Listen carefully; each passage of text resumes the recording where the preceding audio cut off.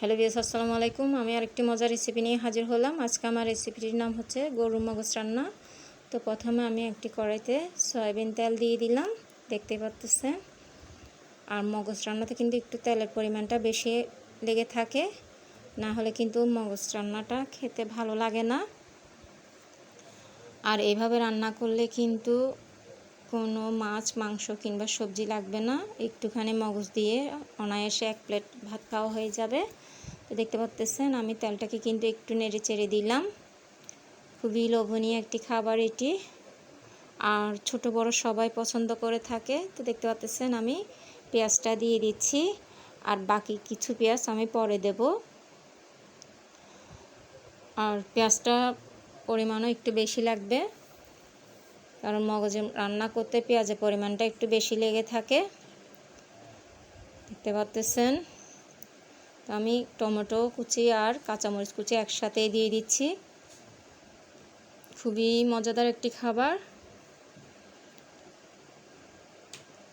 আর এটি এই বছরের প্রথম রান্না করলাম। আর যখন করতেছি ভাবলাম আপনাদের সাথে শেয়ার করি। তো এখানে আমি স্বাদ মতো লবণটাও দিয়ে দিলাম, এরপর এলাচ, দারুচিনি, লবঙ্গ দিয়ে দিলাম, তেজপাতাটাও দিয়ে দিলাম। আর আমি সবসময় মশলা জাতীয় জিনিসের মাঝে এলাচ, দারুচিনিটা কম দিয়ে থাকি, কারণ আমি যে মশলাটা তৈরি করে দেখিয়েছিলাম সেখানে সব ধরনের মশলাই কিন্তু আমি দিয়ে থাকি। তো এর মাঝে আমি আদা রসুন বাটাটাও দিয়ে দিলাম, এরপর নারকেল বাটাটা দিলাম, দেখতে পাচ্ছেন। এরপর জিরা বাটাটাও দিয়ে দিচ্ছি। খুবই মজাদার, খুবই অসাধারণ খাবার এটি। 1 চা চামচ হলুদের গুঁড়া দিলাম, এরপর মরিচের গুঁড়াটা দেব, দেখতে পাচ্ছেন। 1 চা চামচের মতন মরিচের গুঁড়া দিলাম, ধনিয়ার গুঁড়াটা দিচ্ছি। আর মরিচের গুঁড়াটা কিন্তু বেশি লাগবে না, এখানে আমি 1.5 টেবিল চামচ ধনিয়ার গুঁড়াটা দিলাম। কষানোর জন্য পানি দিচ্ছি। এগুলোকে নেড়েচেড়ে আমি প্রথমে ভালো করে কষিয়ে নেব, দেখতে পাচ্ছেন।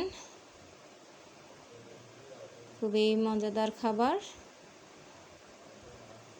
আর বাচ্চাদের জন্য তো কিন্তু এই মগজটা খুবই ভালো। এখানে আমি বাজারের কেনা মশলাটাও দিলাম, টমেটো সসটা দিলাম। বাজারে কেনা মশলা বলতে মাংসের মশলাটা। আবারও নেড়ে চেড়ে দিচ্ছি, দেখতে পাচ্ছেন।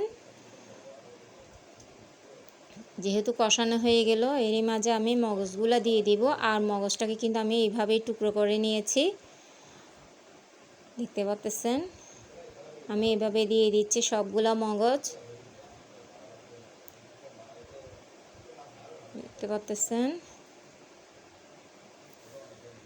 বাকি পেঁয়াজটাও দিয়ে দিচ্ছি।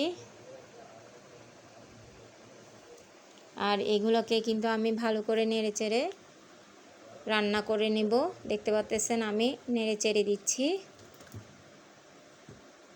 প্রায় কিন্তু রান্নাটা শেষ হয়ে আসলো, তো আমি সেজন্য ধনিয়া পাতাটা দিয়ে দিলাম। তো দেখতে পাচ্ছেন মাশাআল্লাহ তৈরি হয়ে গেল আমার মগজ রান্না।